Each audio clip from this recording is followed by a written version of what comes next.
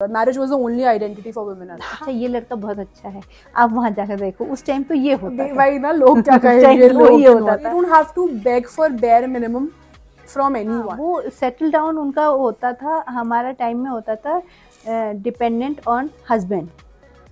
But the kind of family setups that we have, यहाँ पे लड़कियों को एलिजिबल, मतलब देयर अपब्रिंगिंग इज लाइक कि they are eligible not independent. मेरा पर मतलब अभी भी आप यू डोंट फील सेटल्ड, आप सीधा बोल ले रहे हो, बट यू पेरेंट्स भी तो देखते हैं ना कि जो समाज में चल रहा है, सोसाइटी में चल रहा है, उसी तरह से तो आज के टाइम में भी रफली वही है। Dependent on husband. Being settled is not a marital status. Time में बस शादी होना, एक अच्छे लड़के से एक अच्छी फैमिली में जाना, वही सक्सेस फॉर अ वुमन, वही सक्सेस का एक पैरामीटर। 22-23 की एज में शादी हो जाती थी, वो उसको ही सेटलमेंट कहते थे कि बेटियां पराया धन होती हैं। ये सब चीजें सीख भी उसी हिसाब से मिलती थी। लव मैरिज जैसी कोई चीज थी, आई थिंक होती होगी। ये सब बेकार की बातें थी उनके हिसाब से। तो फैमिली, शादी हो गई, बच्चे हो गए। आपका भी पर्सनल गोल बस शादी करना था? नहीं। What age did you get married? अब बातें सबको नहीं बताते। हाँ, जो मेरी इच्छा अधूरी रहेगी उसको पूरा करने का टाइम अब है मेरे पास, और मैं वो करना चाहती हूँ और करूँगी भी। A woman, she never feels settled just because she gets married, and this is a live example. I mean, जो आपकी स्क्रिप्ट थी उसको मैं अलग तरह से लिखी। हाँ।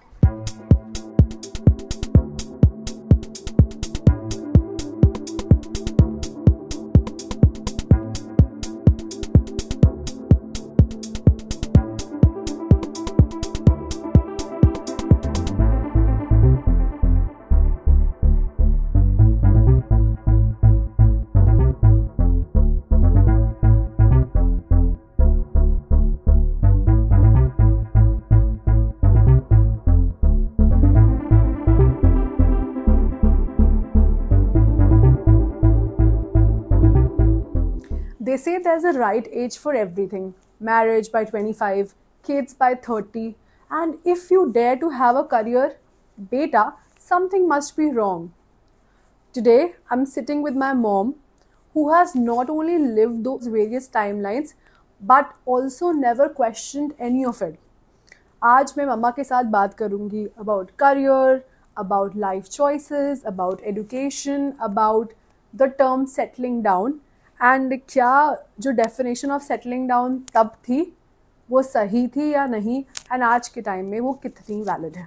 हाय mom, are you excited? This is episode 2 of the bold type with an of our series called Women to Women, a mother-daughter podcast where we talk about various things that affect, I think, every woman out there. Yes, I am very excited क्योंकि अच्छा लगता है अपनी बातें करना और अपने views रखना, अच्छा लगता है सब चीज़ें। क्वेश्चन बताओ। अभी जो क्वेश्चन था कि सेटल डाउन का डेफिनेशन। सेटल डाउन का डेफिनेशन हमारे टाइम में डिफरेंट था, अब डिफरेंट है। पहले तो 22-23 की एज में शादी हो जाती थी, वो उसको ही सेटलमेंट कहते थे कि फैमिली में सेट हो जाना, और दूसरा फैमिली, अपनी फैमिली एक्सटेंड हो जाना, ये सब चीज़ें सेटलमेंट आता था। लाइफ सेटलमेंट और सेटल डाउन होना। सेटल डाउन पहले एज सेटल की मीनिंग लाइफ में, फैमिली में सेट हो जाना, शादी हो जाए, फैमिली सेट हो जाए, वो सेटल डाउन था। और इस टाइम सेटल डाउन की मीनिंग दूसरी हो गई। पहले 23rd 24th की एज में ही हो जाता था, बल्कि 22 और 23 की एज तक ही मैरिज हो जाती थी। आज के टाइम में वो सब चीज़ें नहीं है, चेंज हो गया वो सब, बस यही है। मामा, when you were very young, आपकी तो बहुत जल्दी शादी हो गई थी, तो what age did you get married? अब बातें सबको नहीं बताते। ओके तो उस यंग एज में या उस टाइम में क्या शादी ही ओनली ऑप्शन था? हाँ, उस टाइम किसी को कैरियर ओरिएंटेड था कोई, तो उसको बहुत स्ट्रगल करना पड़ता था, और बहुत सारे प्रॉब्लम्स भी, ऑब्स्टिकल्स भी बहुत ज़्यादा आते थे, और घर वाले भी, फैमिली भी, सब चीज़ें, मतलब उनके लिए तो ये सब बेकार की बातें थी। उनके हिसाब से तो फैमिली, शादी हो गई, बच्चे हो गए, और that was the right path. हाँ, पेरेंट्स भी अपनी रिस्पॉन्सिबिलिटी से फ्री हो गए और फैमिली अच्छी मिल गई, उसमें सेट हो जाओ, यही था उस टाइम। और मतलब क्या आपको, आपकी इच्छा नहीं थी कि मैं कुछ और करूं पहले, या मे बी अपनी पढ़ाई, अगर आपने बीए किया है तो एमए करूं, या अगर आपने एमए कर रहा है तो फर्दर पीएचडी करूं, या मैं ट्रैवल करूं, या मैं जॉब करूं, या मैं घूमूं, या दोस्तों के साथ ट्रिप पे जाऊं, या फिर यही था कि नहीं, क्या आपका भी पर्सनल गोल बस शादी करना था? नहीं, पर्सनल गोल शादी करना नहीं था मेरा, कभी भी नहीं था। लेकिन हाँ, कुछ बनने की तो इच्छा थी, हमेशा से ही थी। और जो अब मैं तुम्हारे अंदर देखती हूँ, अब मैंने उस इच्छा को अपने दोनों बच्चों में डाल दिया, ये इच्छा, मेहुल को भी और नैनिका को भी। और लेकिन हाँ, ये शादी तो मेरा पर्पस नहीं था। शादी अपने को जो है कहीं एस्टेब्लिश करने का मेरा पर्पस था। लेकिन आप उस टाइम जो समाज की चाल थी, हमको तो फिर उसी हिसाब से, पेरेंट्स भी तो देखते हैं ना कि जो समाज में चल रहा है, सोसाइटी में चल रहा है, उसी तरफ से तो पेरेंट्स फिर देखते हैं, जाते हैं, क्योंकि बहुत सारी चीज़ें फिर उनको भी तो सामना करना पड़ता है बहुत सारी चीज़ों का। और पहले के टाइम में, मतलब ये मैंने और भी लोगों से सुना है कि पहले के टाइम में बस शादी होना, एक अच्छे लड़के से एक अच्छी फैमिली में जाना, वही सक्सेस फॉर अ वुमन, वही सक्सेस का एक पैरामीटर था कि शादी हो गई कि नहीं हुई, अच्छे घर में हुई नहीं हुई, कहाँ हुई है, लड़का क्या करता है, एंड स्टफ लाइक दैट। ऐसा ही था? हाँ, ऐसा ही था। और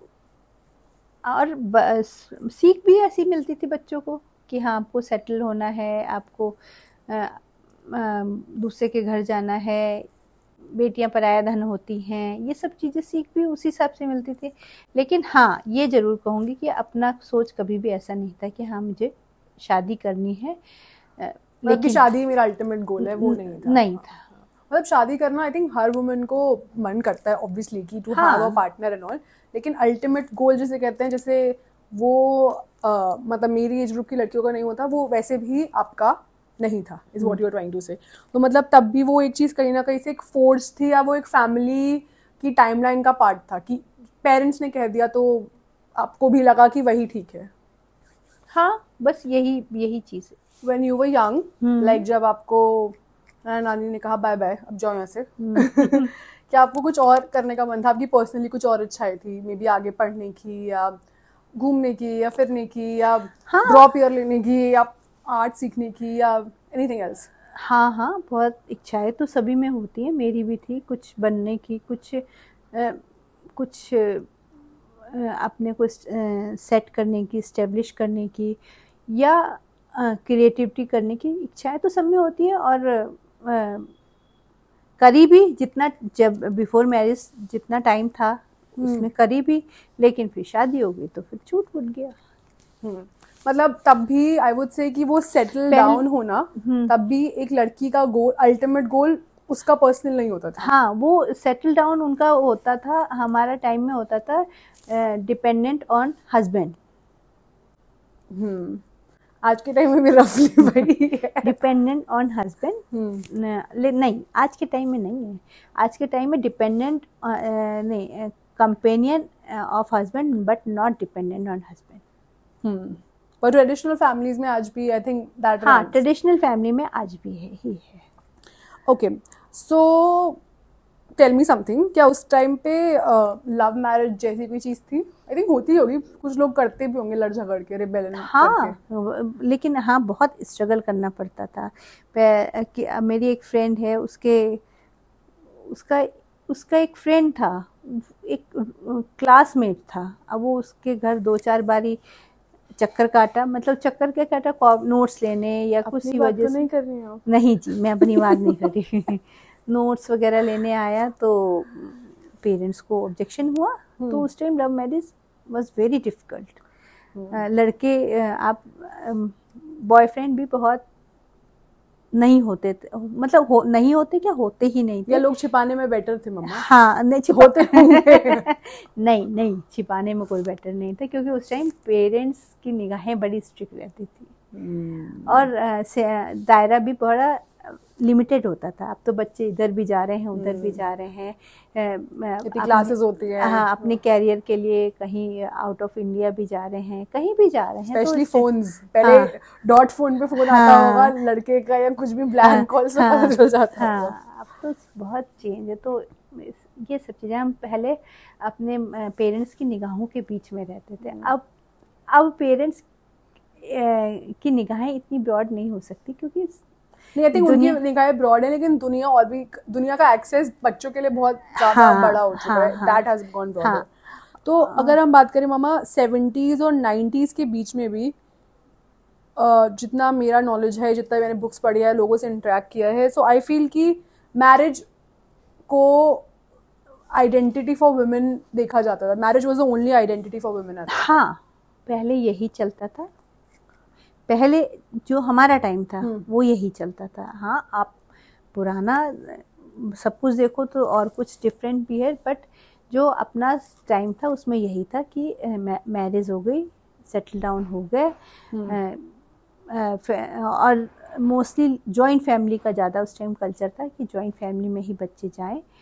बस यही होता था उस टाइम, तो यही होता था। कैरियर का मन होता था तो भी बहुत स्ट्रगल करना पड़ता था, लेकिन हाँ, कुछ बच्चे निकल भी जाते थे, कुछ नहीं। वो लग्जरी होता था, मतलब बहुत come people, I feel personal ambition at that time was a luxury for women. हाँ, सही है, सही कह रही हो तुम। तो लेकिन सबसे बड़ा आई थिंक इसके बिहाइंड फैक्टर, मतलब एक पुरानी चलती आई परंपरा। So I mean, I don't know, कहीं भी इतिहास में तो नहीं लिखा कि 18 होते ही लड़की को बाय बाय कह दो, बट आई फील कि पेरेंट्स का फियर ऑफ लोग क्या कहेंगे, मतलब वही फैक्टर दुनिया चला रहा था आई गेस। लोग क्या कहेंगे, लोग क्या कहेंगे तो आप नहीं कह सकते। लोग क्या कहेंगे भी था, और सिक्योरिटी की फीलिंग भी थी। आप पेरेंट्स हर समय बच्चों के साथ नहीं जा सकते। आप पेरेंट्स जो है, आप बच्चे कहीं भी बाहर जा रहे हैं या कुछ भी कर रहे हैं, तो पेरेंट्स हर समय तो सिक्योरिटी गार्ड रखना चाहिए, बॉडी गार्ड रखना चाहिए। सिक्योरिटी गार्ड सिक्योरिटी गार्ड और ड्राइवर लाओ, ड्राइवर को थोड़ा एक्स्ट्रा पैसे तो साथ में घूमने के लिए, तो एक पेट रखो। उस टाइम ये सब नहीं चलता था, तो इसलिए मुझे लगता है उस टाइम और इस टाइम जो आप बोल रही हो, मतलब एक ही जनरेशन का फर्क है। हाय, ओके। तो मम्मा, ये आप बात कर रहे हो, मतलब ये logic wise sounds very wrong कि फॉर सिक्योरिटी एंड फॉर वो कंपेनियनशिप, बट आई नो, मतलब anyone would watch this will relate कि पेरेंट्स के टाइम, दादी के टाइम क्या होता था। इनफैक्ट आज के टाइम भी हमें जो शादी के लिए फोर्स किया जाता है, या शादी का जो आइडिया प्रपोज किया जाता है, उसके पीछे कंपेनियनशिप का हिडन मकसद नहीं होता। उसके पीछे your clock is ticking, societal pressure is what I said, and फिर मतलब ऐसे ही होता है नॉर्मल फैमिलीज में, यही उम्र होती है, stuff like that, you know, कि सही एज पे कर लो। पर एक पैरामीटर होता है, मतलब ऑफ सेटलिंग डाउन, मतलब आई फील उसका definition is not defined even till now. देखो नैनिका, सेटल डाउन तो कभी भी कोई भी नहीं होता। डेफिनेशन सेटल डाउन की हमेशा अलग अलग होती है। हमारे टाइम में सेटल डाउन का मतलब था कि आपकी शादी हो गई, आप फैमिली में सेट हो गए, आपके फैमिली बढ़ गई, आप सेट हो गए। आज के टाइम में सेटल डाउन का मीनिंग है कि बच्चे, कैरियर, सेल्फ डिपेंडेंट हो गए। One second, I like to cut you.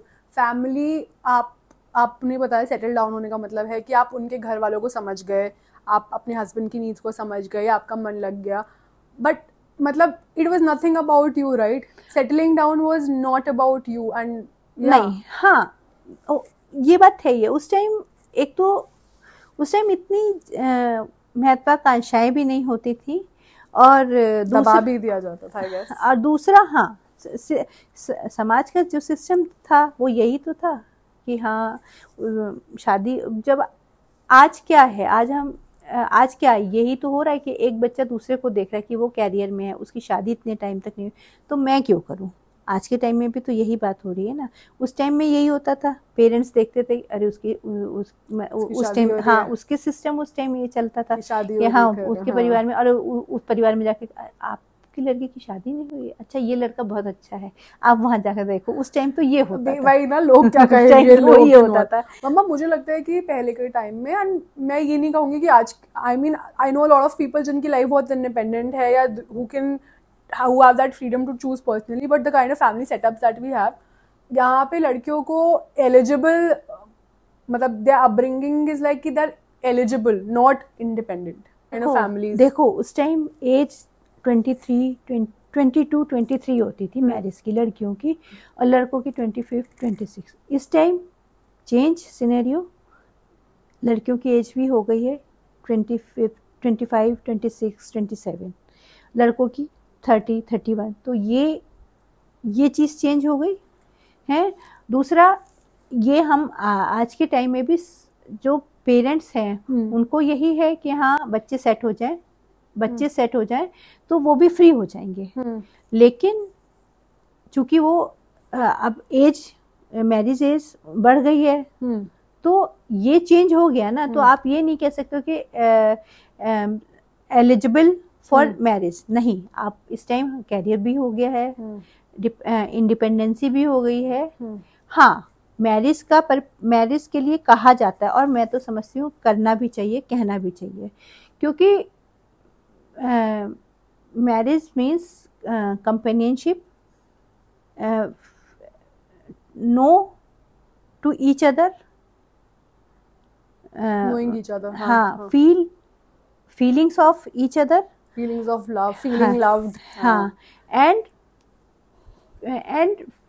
in future a company, जबकि आपके पेरेंट्स भी एक एज पर हो जाएंगे, आपका सिबलिंग भी कहीं और सेटल हो हाँ, जाएगा, तो फिर एक company, you need that company. So but I think what has changed essentially is कि पहले लड़की अपना सब कुछ, लाइक करियर, अपनी जॉब, अपने एस्पिरेशंस छोड़कर वो शादी में आके वहीं पर रहकर उनका ध्यान रखना, वही उसका गोल हो जाता था, लाइफ गोल हो जाता था। एग्जैक्टली। आई थिंक आज के टाइम में how things have changed is, लोग शादी कर रहे हैं अपने विल पे। मतलब biggest example are the actresses who got married in our age, in peak of their career में, and but they don't have to give up अपने पेरेंट्स की जो एक टाइमलाइन थी, एक मॉम की जो उन्होंने एक स्क्रिप्ट बना दी गई थी कि ऐसा ही होता है। मतलब even in affluent families today I know कि कई चीज़ पे क्वेश्चन करती है कोई डॉटर इन लॉ या डॉटर, तो कि व्हाई इज दिस हैपनिंग, और ऐसा क्यों हो रहा है, या I don't want to do it, तो जवाब में मिलता है कि क्योंकि ऐसा ही हुआ है, बट उसका कोई लॉजिक नहीं है। But I feel today is the time where women are standing up for themselves कि ऐसा कोई हुआ आया है, but our scriptures are not saying it. ये ट्रेडिशनली, रिलीजियसली, कहीं भी scientifically, biologically it's not right. तो आप ये बस करते आ रहे हैं बिकॉज वो कन्वीनियंट आपके लिए है। आज के टाइम में women are changing that, and वो अपने डिसीजंस खुद ले रही हैं, अपना करियर साथ में लेकर चल रही हैं, अपनी फैमिली को साथ में लेकर चल रही हैं, अपने पैशन को साथ में लेकर चल रही हैं। क्योंकि लाइक यू सेड, आपके हिसाब से शादी का गोल कंपेनियनशिप है, लेकिन मुझे लगता है कि जिन घरों में शादियां होती हैं, या to be ideally saying the groom side, उनका गोल कंपेनियनशिप से बहुत ज़्यादा बढ़कर होता है जब एक कपल की शादी होती है। देखो नैनिका, कंपेनियन, देखो आप अपने एक्ट्रेस की बात करिए, एक बड़ी बड़ी एज में भी एक्ट्रेस अपने कैरियर पॉइंट पर जाके शादी करती हैं, क्योंकि उनको भी कहीं, उनके पास तो सब कुछ होती है, लग्जरी भी होती है, पूरा पैसा होता है, शानो शौकत होती है, आप फेम, हाँ, सब कुछ होता है, लेकिन फिर भी वो शादी करती है क्योंकि उनको कहीं कंपेनियनशिप लगती है, हाँ। है, तो वो तो चाहिए। लेकिन थोड़ा सा डिफरेंस आ गया है पहले की सोच में और अब की सोच में। पहले एक सिंपल फंडा था, सिंपल, कि हाँ हस्बैंड के साथ, मतलब हस्बैंड की फैमिली में ही जाके एडजस्ट होना, शादी का मतलब इनडायरेक्टली यही था। हाँ, शायद हस्बैंड। अब थोड़ा चेंज है, क्यों बच्चों के कैरियर भी हो गए हैं, बच्चों की अपनी फीलिंग भी हो गई है, अपना डिज़ायर भी हो गया है, बहुत सारी चीज़ें हो गई हैं। और ग्रूम साइड हो या ब्राइड साइड हो, दोनों इस चीज़ को एक्सेप्ट मतलब एक ओपननेस बढ़ गई है, हाँ, एक्सेप्ट करते हैं। बल्कि even in a lot of cultures या even with a lot of families live in is okay and knowing, मतलब love marriages are very common. हाँ, लव मैरिज इज कॉमन। भाई देखो, लिव इन नहीं, उस टॉपिक पे नहीं हाँ, तो लिव इन तुम तो बोला ना, बस बोला, आपको कुछ हाँ, बोलना नहीं उसमें, मैं आपको जनरली बता रही हूँ आजकल। हाँ, love marriage is very common, और ठीक है, बच्चे समझ रहे हैं एक दूसरे को, तो होनी भी चाहिए, कोई प्रॉब्लम नहीं है इसमें। आप किसी को समझ रहे हो, ठीक है। एकदम से बच्चे घर में आते हैं तो उनको भी एडजस्ट होने में टाइम लगता है। अगर बच्चे एक दूसरे को जान रहे हैं तो उतनी प्रॉब्लम नहीं होती। Okay, so let's talk about the myth of the perfect age. शादी का, या शादी आइडियली प्यार या विश्वास के रिलेशनशिप को बढ़ाने के लिए होती है, उसका एज से क्या लेना देना है? बिकॉज आई फील कि आपका जो लाइफ पार्टनर होता है या द वन फॉर यू, आपको कभी भी कहीं भी मिल सकता है, but I mean why do you feel कि आपकी जो वर्थ है वो एज से टाइड होती है? लाइक आप अपने प्राइम में होते हो जब आप 25 के होते हो, जैसे 27-28 के होने लगते हो, आंटीज दे स्टार्ट सेइंग कि यार अब तो कॉम्प्रोमाइज करना पड़ेगा, यू नो, या you know what I am saying, उस तरह का लड़का नहीं मिलेगा, या you are also diminishing and you might have to compromise on the looks, or you won't get the perfect match. So how is like marriage and a love thing and your self-worth actually tied to age? नहीं, ये as से tight नहीं है। आप देखो ना, हमारे time में तो था, और जब बच्चे कैरियर ओरिएंटेड हो गए हैं तो बच्चे अपने कैरियर के हिसाब से शादी करते हैं। कोई ऐसा नहीं कि आप जोर जबरदस्ती करके उनकी जल्दी शादी कर दोगे, नहीं। जब उनका कैरियर है इस एज में, अब तो बच्चे 27, 32, 33 की लड़कियां हो रही हैं, तो इसमें, लेकिन देखो कुछ भी हो, जैसे जैसे एज बढ़ती है इस टाइम, और सिनेरियो भी है या कुछ भी कह लो, मेंटल स्ट्रेस भी सबके ऊपर इतना है, बच्चों के ऊपर है, तो वो पहले की जो हेल्थ थी जनरेशन की, वो अब तो वो हेल्थ रही नहीं सब कुछ हमारा कंटेजियस है, खाना पीना शैम्पू, हाँ, तो वो हेल्थ तो रही नहीं। तो फिर यही हो जाता है कि क्योंकि एक जब अपनी बॉडी अपनी हेल्थ एक पीक पर होती है, उसके बाद तो बेसिकली बायोलॉजिकल क्लॉक से ही सब चीजें टाइड अप हैं, दैट इज अग्रीएबल। लेकिन मतलब आजकल उसके भी बहुत सारे ऑप्शंस है, there so many wonderful women out there, single moms या इंडिपेंडेंट वुमेन, एग्स फ्रीज करना, these procedures are extremely, I would say expensive and not everyone can do it, but लोगों ने एक ऑल्टरनेट निकाला है। और क्योंकि लड़कियों को लगता है कि ये बायोलॉजिकल क्लॉक की तलवार केवल उन्हीं के गले पे टंग रही है। देखो, इस विषय में मैं बहुत ज़्यादा नहीं कहूँगी कुछ भी, क्योंकि सबके अपने अपने थिंकिंग है, सबके अपने अपने व्यूज़ हैं। कुछ के हिसाब से मेरे व्यूज़ सही होंगे, कुछ के हिसाब से मेरे व्यूज़ खराब होंगे, तो leave this topic. Also I want to talk about कि मामा एज का इमोशनल रेडीनेस से लेना देना कोई भी नहीं है। जैसे आपकी शादी अगर, या दादी की शादी कह दो 18-19 साल में करा दी, she was not ready, but उनको वो इंस्टीट्यूशन में रखा गया कि आप यही अब आपका धर्म है। इसी तरह से पोर्ट्री की जाती है शादी को कि this is what a woman is supposed to do, which I think sounds so wrong today कि this is what you're supposed to do, like take care of another family, leave your own family and have children and bear children and bear the family responsibilities and all. ठीक है, then I guess हमारे time में it eventually shifted to 25, 26, 27, but age का emotional readiness से क्या लेना देना है?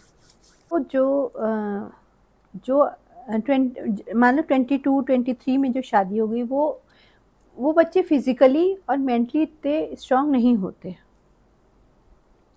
कहीं ना कहीं एक तो पेरेंट्स की छत्र छाया में रहते हैं, तो वो कम स्ट्रांग हो पाते हैं, उनको एक गार्जियनशिप हमेशा रिक्वायरमेंट रहती है।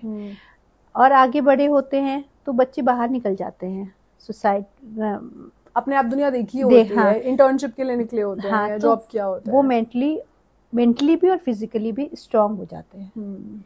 और बड़ी एज में अगर हो जाते हैं बच्चे तो वहाँ पर ना वहाँ पर इमोशनली वीक हो जाते हैं बच्चे।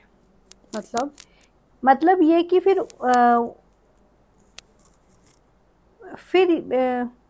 फिर उनका सोचने का नजरिया काफी चेंज हो जाता है।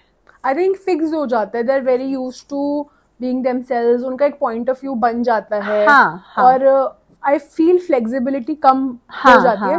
मतलब बेसिकली आपने अपना एक 30 तक जब आप हो जाते हो, आपने चीजें देख ली होती हैं काफी सारी, तो आपका एक नजरिया बन जाता है, आपका माइंडसेट फिक्स हो जाता है। जो आप सोचते हो वो ही सोचते हो। फिर आपको चेंज होने में, किसी भी चीज में चेंज होने में टाइम लग जाता है। ऐसे तो मतलब फिक्स मेंटल सेटअप हो जाता है कि नहीं, this way is this the right way. But ये सब चीजें आप लोगों लड़कियों से एक्सपेक्टेड होती है ना, कि that they should be more flexible. नहीं, ऐसा नहीं है लड़कियों से। अब वो टाइम नहीं है, वो टाइम चेंज हो चुका है। अभी उस दिन भी मैं एक रील देख रही थी, उसमें क्या था, मदर इन लॉ ने बेटी के अपनी डॉटर इन लॉ के ऊपर रखा, डॉटर इन लॉ ने फिर अपनी डॉटर इन लॉ के ऊपर रखा, लेकिन दूसरी डॉटर इन लॉ ने अपनी बेटी के ऊपर से वो बर्डन का गार्बेज हटा दिया। अब तुम अपनी जिंदगी जियो। तो सेम है, सिस्टम सेम है। अब चेंजेस बहुत आ गए। अब ऐसा नहीं है लड़कियों से फ्लेक्सिबिलिटी की उम्मीद है, बॉयज से भी फ्लेक्सिबिलिटी की पूरी उम्मीद है। बॉयज भी अब तो इक्वलिटी की जमाना आ गया है, फेमिनिज्म, इक्वलिटी का जमाना आ गया है। तो फ्लेक्सिबल दोनों ही हो गए हैं। लेकिन वही है ना कि ज्यादा एज में फिर वो माइंडसेट यही हो जाता है ना, this is right, this is right. But I feel as a woman, लड़कियां का नेचर इनहेरेंटली ही सॉफ्ट है और इमोशनल है। मतलब that's true. Work wise you are equal and capability wise आप इक्वल हो, लेकिन फिजिकली फॉर श्योर। मतलब अभी मैंने ड्राइवर भाई को बुलाया था टेबल खिसकाने के लिए, क्योंकि मैं नहीं खिसका सकती, इतना ताकत नहीं है। बट अगर कुछ बहुत टफ इमोशनल सिचुएशन है, मैं शायद अपने मेल काउंटर पार्ट से बेटर उसे हैंडल कर सकूं। So it's there, emotionally women are stronger and physical point of view से men somewhere are. So पर फिर भी I forgot my line of thought. हम क्या बात कर रहे थे? फेमिनिज्म एंड इक्वालिटी वाली चीज़। हाँ, सो आई वाज सेइंग कि हाँ, फिर भी मैं अपने पार्टनर, चाहे वो मुझे 30 में मिले, 35 में मिले, अगर वो ब्लैक को कह रहा है कि यार ये ब्लैक नहीं है, इट्स ग्रे, एक लड़की हमेशा अपने पार्टनर के लिए वो एडजस्ट करने का स्कोप रखती है। वो ब्लैक को वाइट नहीं बोलेगी, लेकिन वो ब्लैक को ब्लैक से भी चेंज करने की कोशिश करेगी। तो that's what I am saying कि हाँ, चाहे हम लड़कियों का एक माइंडसेट डेवलप हो जाए at 30, we know what we want for ourselves, but I feel कि मतलब हम लोग इमोशंस तो लड़कियों में इमोशंस ज्यादा स्ट्रांग होते हैं ना, स्ट्रांग में। और उनके अंदर कहीं ना कहीं ये फीलिंग भी तो होती है ना कि लेट गो करने की या एडजस्टमेंट करने की फीलिंग तो होती ही है। बट आई फील मेन को वो सिखा देते तो life would have been so much simpler. देखो नैनिका, मैं इतना जरूर कहूंगी कि मेन में भी है, Depends on how they are raised. हाँ, चेंजेस मेन में भी हैं। बस वही है, ग्रूमिंग का फर्क पड़ जाता है कि आपने क्या देखा है, मतलब ये आपके touch wood, men in my house, when I talk about men in my house, it's my dad and my brother. उनकी ग्रूमिंग, my दादी and my mom, and I would say myself also, अपने भाई की grooming बहुत differently की है। When you live around women, आपका एक एनवायरनमेंट अलग रहता है। आपको एक द वर्ड इज तमीज या लहजा आता है, how to be around women, how to conduct yourself, and क्या चीज़ें आप फॉर ग्रांटेड नहीं ले सकते हो। इतने सारे हाउस होल्ड्स मैंने देखे हैं जहाँ मतलब इट्स पता है कि यार ये तो लड़की का ही काम है या लड़के का यही काम है, बट अपने घर में मैंने वो रोल्स हमेशा चेंज होते हुए देखे हैं। Like for a very small example, जब भी हमारे घर में एक पार्टी होती है, बहुत फ्रीक्वेंटली होती है, and lot of people come, friends and relatives, so 4 of us sit together and we decide the menu, जिसमें सबका equal से होता है। मतलब it's not that कि अभी बस the man of the house वो प्रोग्राम बना के आ गया कि मेरे इतने दोस्त आ रहे हैं या मेरी बहन आ रही है, whatever, and the wife is just doing everything. No, we all sit together, we decide the menu, we figure out कि कौन से extra raw materials लाने हैं, and then we'll tell someone, the driver or whatever, Blinkit, and मतलब it's a together वाला contribution. और मैंने कहा मुझे ये जो एक महसूस ये भी होता है ना कि आपके घर के घर में फैमिली मेंबर्स भी कैसे है, अगर आपके कोई सिस्टर है, कोई आपके घर में गर्ल किड है, तो आपके कंसेप्ट चेंज हो जाएगा ना, सेंसिटिविटी होती है, हाँ चेंज हो जाएगा, आपको उसका प्रोटेक्शन का ख्याल रहता है, आपको उसके बाद आपको कैसे किसी से बोलना है, ये चीज़ों का फ़र्क पड़ जाता है। तो मेरे को तो ये महसूस होता है कि इसका भी बहुत फ़र्क पड़ता है कि आपके घर में कौन है। पता मामा आज के टाइम में मैंने देखा है जैसे लड़के they might want to change, जैसे क्योंकि वो इस जनरेशन के, जो उनके पार्टनर्स आते हैं वो इस जनरेशन के होते हैं, मिलेनियल्स हो या जेनजी हो, वो चेंज होना चाहते हैं, अपनी पार्टनर का हाथ बटाना चाहते हैं, या इमोशनली उसकी तरफ सेंसिटिव होना चाहते हैं, या फिर मतलब अगर एक सर्कल ऑफ पीपल है एंड सारे मेन बैठे हैं, उनकी बीवियां खड़ी हैं, that partner would get up and give that chair to his wife. लेकिन क्योंकि वो देखता है यार हमारे घर में तो ये सिखाया जाता है कि मेन को ऐसा होना चाहिए, मेन को तो दबा के रखना चाहिए, तो वो चेंज नहीं होता है, वो ये basic acts of generosity, kindness भी नहीं करना चाहते। वो ही बात है ना, आपके घर में आपको कैसा सिखाया गया या आपने क्या देखा सोसाइटी में। और एक ये तो एक जनरल सी चीज़ है, आपके लड़की खड़ी है, वाइफ खड़ी है, तो आप उसको पहले सीट ऑफर करोगे, ये तो एक जनरल आपने घर में देखा हो या आपने सीखा है नहीं, ये तो आपने पिक्चरों में भी देखा हो ये तो बेसिक है। Okay, I think a very important part of this is also financial independence. पहले जितना मैंने पिक्चरों के थ्रू भी देखा है वो यही है कि a woman was an object of control because she did not speak up for herself, because she could not speak up for herself, because ultimately financial backing नहीं थी। See, मतलब this is very old school, बहुत पुराने ज़माने, ये बहुत old school of thought हो सकता है, but I feel that earlier women were object of control because they had no financial backing. Essentially it was like settle होने का मतलब था you are dependent on your partner both emotionally and financially and everything. That was the whole idea कि उन्हीं का घर आपका घर, and everything around him is going to be like your new life now. But I always remember mama बचपन से भी I would hear these actresses, these successful actresses in these amazing households and these multi-millionaire husbands की बोलते थे हमेशा कि women don't give up your careers for a man, or even after marriage be financially independent, and whatever you earn is yours, and get a house of yours, because शादी के बाद you would eventually feel कि आपका शायद वो वाला भी घर नहीं है, and आपका mom's house, मतलब things change, right? So how important do you think कि वो financial independence है, और क्या आपको लगता है कि हाँ आप लोगों के टाइम में भी अपब्रिंगिंग का ये बहुत एसेंशियल हिस्सा होना चाहिए था कि यार अपने पैरों पे खड़े हो?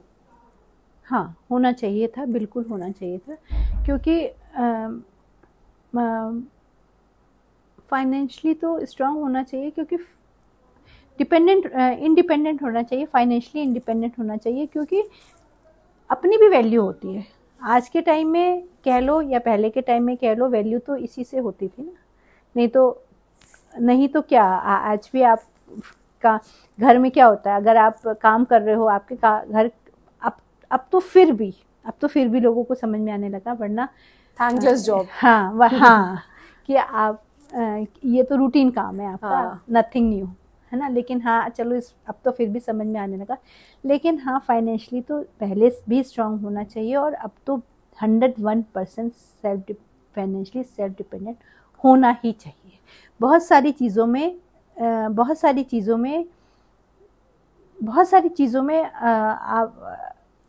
अब वैसे कोई देखो जनरल फैमिली में ऐसा कुछ नहीं होता कि आपको किसी चीज़ की कमी होती है या कुछ भी है, लेकिन हाँ फिर भी फाइनेंशियली सेल्फ डिपेंडेंट होता है इंसान, तो अपने आप में स्ट्रांग रहता है। नीना गुप्ता है जो दादी की फ्रेंड मिल के आई थी, उनसे रिमेंबर बॉम्बे में, तो उनका इंटरव्यू था वेरी रीसेंट, और जबकि वो लेडी अपने एक्सपीरियंस से बोलती है, she has nothing to lose, single mom at a young age, हर तरह के क्रिटिसिज्म मिला है, तो वो एकदम सच बात बोलती है। वो ये खुद कहती है कि फिल्म में जिसका पैसा लगा है, जो प्रोड्यूसर है, उसकी ही चलती है। ऐसे ही घर में जो पैसे कमा के लाता है उसकी ही चलती है। आई मीन उसकी बातों में दम होता है, दम होता है, सच्चाई लगती है। सो मतलब this is what I have seen as a concept in मतलब अफ्लुएंट फैमिलीज एज वेल, कि you know you are expected to behave a certain way, so until and unless आप अपना एक खुद का mindset बनाते हो, मतलब आपको your main goal is to earn money or not, वो आप पे dependent है, that is your choice, but अपनी खुद की एक mindset, एक खुद की personality, एक खुद का vision, एक खुद की boundary set करना, एक खुद का opinion banana is very very important. चाहे आपका पेरेंट्स हाउस हो, चाहे जॉब हो, चाहे स्कूल हो, चाहे पोस्ट मैरिज वाला हाउस हो, अदरवाइज आपको बस ढेला जाता है, you know, you are push over. देखो फाइनेंशियली स्ट्रांग होने से क्या होता है ना, आपका एक तो माइंडसेट बहुत स्ट्रांग रहता है, आप इंगेज रहते हो किसी भी चीज़ में, आप वैसे आपके पास फाइनेंशियली स्ट्रांग होने का मतलब है आपकी लाइफ एक रूटीन में चल रही है, कि आपको गो फॉर अ जॉब, कुछ काम है, हाँ। आप अपने लिए तैयार हो रहे हो, आप अपने लिए रेडी हो रहे हो ना, बाहर जाने के लिए आप रेडी हो रहे हो अपने लिए, तो ये आप अपने को इंक्रीज कर रहे हो, अपनी सेल्फ वर्थ को बढ़ा रहे हो। और फिर बाहर जा रहे हो, 4 लोगों से मिल रहे हो, तो वो भी चीज़ें होती है। सेल्फ डिपेंडेंट फाइनेंशियली डिपेंड होने का मतलब ये नहीं है कि हाँ आप जो है पैसे अर्न कर रहे हो और वो किसी को दे रहे हो, नहीं, ये सब चीज़ें भी आ जाती है। आप बाहर जाते हो, आपका रूटीन सेट होता है, आप तैयार होके जाते हो, आप 4 लोगों से मिलते हो, आपका माइंडसेट चेंज होता है, ये सब आप रूटीन में आप रोज़ किसी के घर जाके नहीं बैठोगे, रूटीन में कितना गॉसिप कर लोगे, हाँ, और फिर और घर में भी इतने काम नहीं होते, तो फिर वो माइंडसेट दूसरी तरफ जाने लगता है। अगर फाइनेंशियली इंसान डिपेंडेंट है, फाइनेंशियली स्ट्रांग है, या कमी किसी को किसी चीज़ में नहीं होती। आज के टाइम में आप किसी की डॉटर इन लॉ को देख लो, किसी की डॉटर को देख लो, कुछ भी कमी किसी चीज़ में, लेकिन फाइनेंशियली स्ट्रांग होने से अपना डेकोरम बना रहता है, राइट, अपना डेकोरम बना रहता है। That's true. एक आपको कोई, अगर मान लो आपको कुछ सामान भी लेना है, तो आपको दूसरे का मुंह नहीं देखना पड़ेगा, हाँ यू हैव, तो यू हैव मनी भी, और माइंडसेट भी, सेटिस्फेक्शन भी रहता है ना, कि हाँ जो है मेरे पास है, चलो मैंने कर लिया। या आपको किसी को गिफ्ट भी देना है, आपके पास है, तो आप किसी को अपने मन से बैकिंग आती है, हाँ, मतलब ultimately money brings a lot of backing and lot of confidence, I feel. हाँ, जैसे मामा बोल रहे हैं कि उठ के बाहर निकलना, 4 लोगों से मिलना, एक एक्सपोजर रहता है।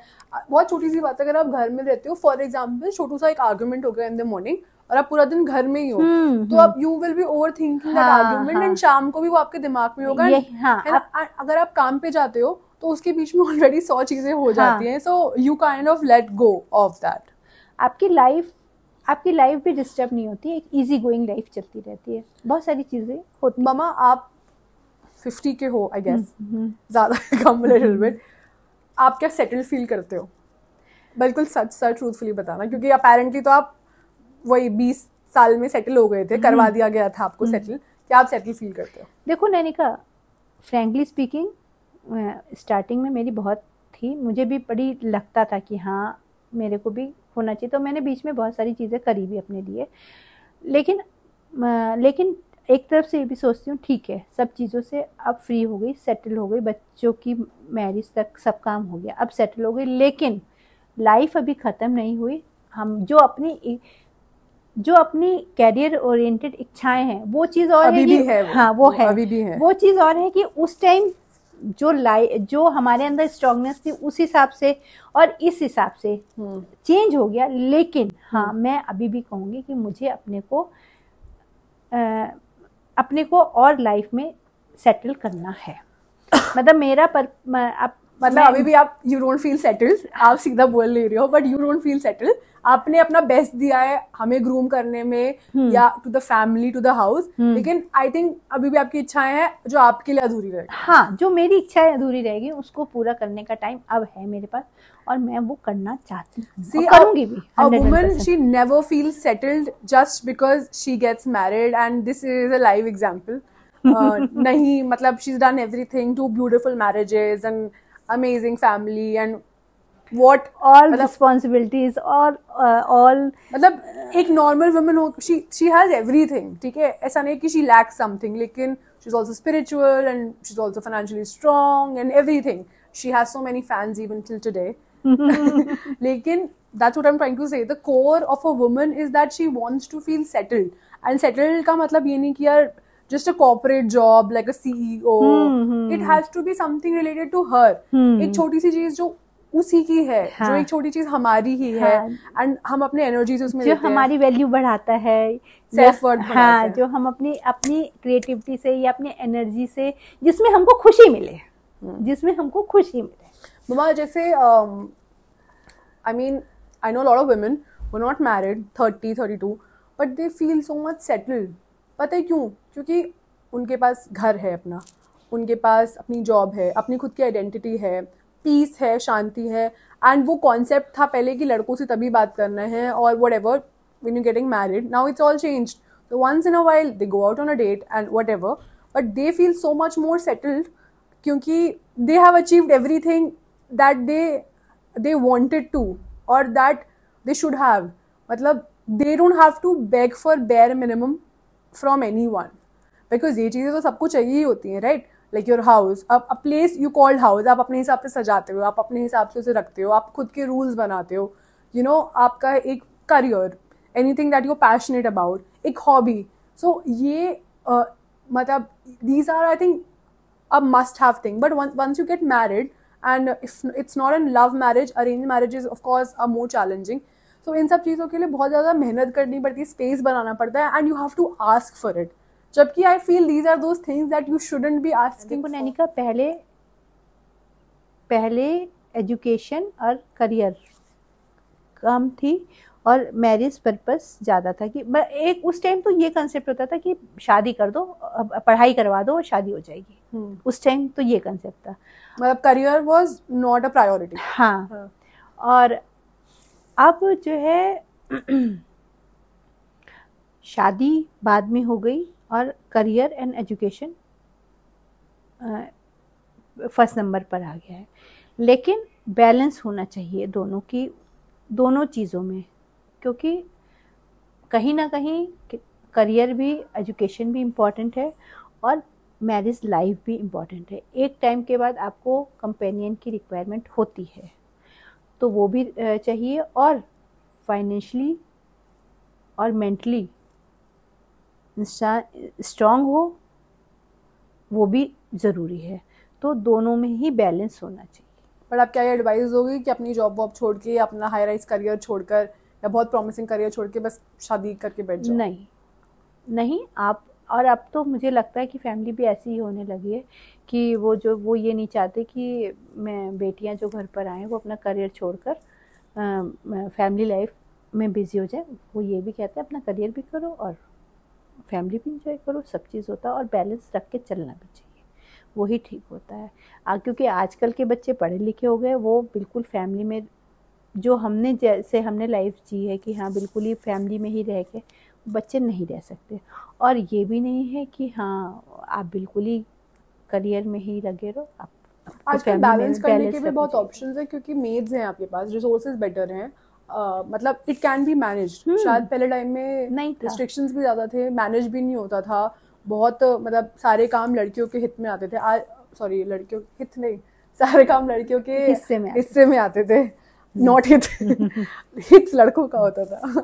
बट आज के time partners are more helpful, in laws are more understanding, helps होते हैं एंड एवरीथिंग. एंड वो जो आई थिंक एक माइंडसेट होता था ऑफ, मुझे तो ऐसा लगता है कि अब जो है अब बच्चों को ज़्यादा सुख सुविधाएं दी जाती हैं आफ्टर मैरिज पहले के कंपैरेटिवली.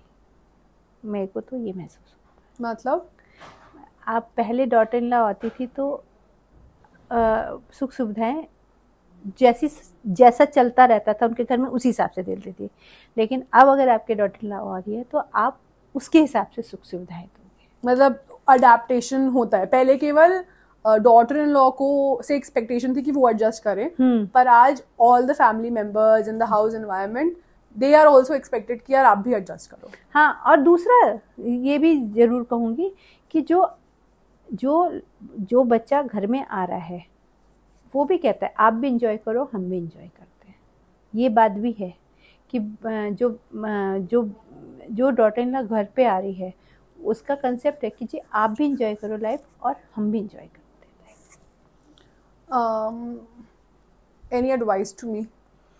बस यही कहूँगी कि जो इच्छाएं, मेरी इच्छाएं तुम्हारे अंदर भी हैं, जो इच्छाएं मेरी फैमिली में रह के या नहीं हो पाई और उसकी अभी तक मेरे अंदर फीलिंग है, उस चीज़ को तुम अपने कंटिन्यू रखना. बाकी सब अपना करियर, अपना फैमिली, सब चीज़ में बैलेंस करके चलना. आई मीन जो आपकी स्क्रिप्ट थी उसको मैं अलग तरह से लिखी. हाँ, राइट. ठीक है. Okay, so guys, I feel that being settled is not a marital status. चाहे आप 20 के हो, आप 25 के हो, चाहे 30 के हो.